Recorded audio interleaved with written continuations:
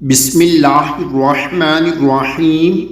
آپ صلی اللہ علیہ وآلہ وسلم نے ارشاد فرمایا، جو شخص رات کو اٹھے اور یہ پڑھے لا الہ الا اللہ وحدہ لا شریک لہ لہ الملک وَلَهُ الْحَمْدُ وَهُوَ عَلَى كُلِّ شَيْءٍ قَدِيرٌ وَاللَّهُ أَكْبَرُ وَلَا حَوْلَ وَلَا قُوَّةَ إِلَّا بِاللَّهِ کہے، پھر کہے اللہم اغفر لی، اللہم اغفر لی، اے اللہ میری مغفرت فرما، یا دعا کرے تو اس کی دعا قبول کی جاتی ہیں۔